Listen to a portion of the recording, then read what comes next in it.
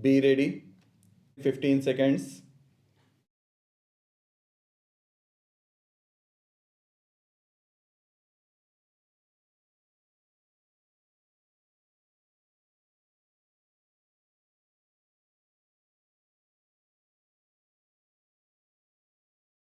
Mr. Vice Chairman, sir, as a basic human need, shelter comes next only to food and clothing.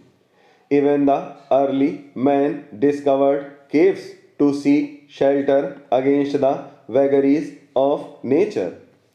Today, with rising population, many of the developing countries have to cope with and suffer malnutrition, disease, illiteracy, and hunger. Yet, it is the housing problem which seems to be the most intractable one.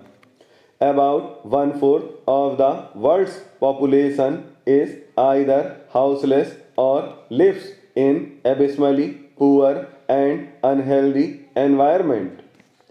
In India, sir, according to the 1981 census, 2 lakh urban households and another 4 lakh rural households have been without shelter. Taking into account the overcrowding and the awful congestion and the need to replace the kacha houses and repair the degraded and dilapidated ones. The actual housing deficit is to the tune of 60 lakh in urban areas and 190 lakhs in rural areas. This deficit of housing is expected to rise to 40 millions by the year 2000 AD. Sir, 20 to 25% of the urban population in India lives in slums, which lack or are totally without basic services.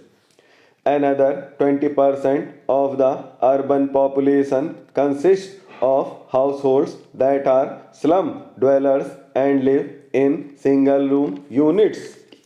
Sir, this is the housing scenario in our country at the moment. In the early years of our planning with the weak economy that was inherited at the time of independence, housing was not on the top of national agenda. The first priority obviously was to provide food for the people.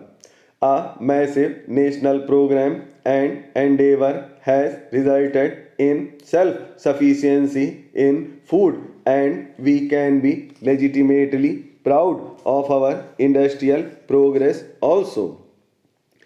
In the sphere of communications and health services, we have made major strides, and the government has also intervened to ensure that clothing is provided reasonably to people in the country.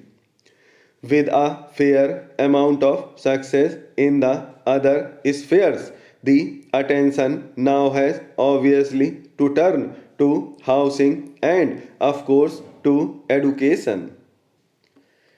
In the last decade, quite a few schemes were promoted for encouraging housing activity. Conscious that housing is a crucial activity not only for providing vitally important shelter but also for improving the quality of life, besides contributing significantly to the national income employment generation. Government has now come forth with this national housing policy. Sir, it brings me to the state of the capital market vis-a-vis the budget. I would have expected as a student of economics, given the budgetary dispensation, the capital market should have shown the capital market should have shown some buoyancy. But it seems that optimism is not really evident so far as our investors and entrepreneurs are concerned. There are refreshing message for the export oriented industry. There are refreshing messages for a segment of the textile industry, particularly the artificial fiber sector. So far as the electronics sector is concerned, considerable relief has been provided. Some is tire for cement and for those who are involved in the production of electrical equipment. Yet the share market through these industries has not shown buoyancy. In addition, the venture capital fund setup has been revision of a better kind. Still further, the tax exemption has been provided to the dividend income by additional rupees 1000. But all these cumulatively should have added optimism so far as the capital market is concerned. Maybe what somebody called the investors or industrialists are characterized by the Oliver Twist syndrome. Fortunately for history, let it be recorded Oliver Twist needed money. I am not so sure as my friend indicated whether the same is true for our investors. At least all investors or industrialists need to shake off an element of excessive greed. Several things are good, but it is not making them happy. Something which is not there, or the lines which are there could be a lot more, perhaps, will make them happy. This is a part of human expectation, but from the macroeconomic point of view, one would have thought that what they have got they should be grateful for in their own interest, if not the interest of the economy. There is a fear that there could be bearish conspiracy and manipulation of the stock market situation. Financial writers have written about it. If this is true, then the finance ministry should look into it. What is ailing the stock market or the capital market? Some reforms are underway, but perhaps much more needs to be looked into so that things begin to move better than what it is. Related to that is the question of extension of resource base. We have been talking about expansion of the tax base. We should be also talking about expansion of the investment base. The green revolution area has a liquidity.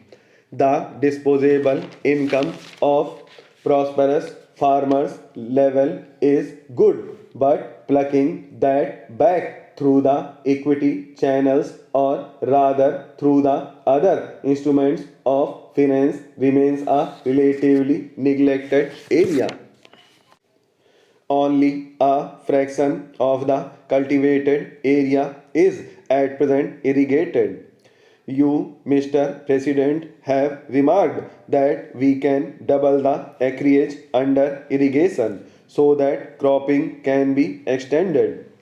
The amount of land available is fixed, but the pressure on the available land is steadily increasing.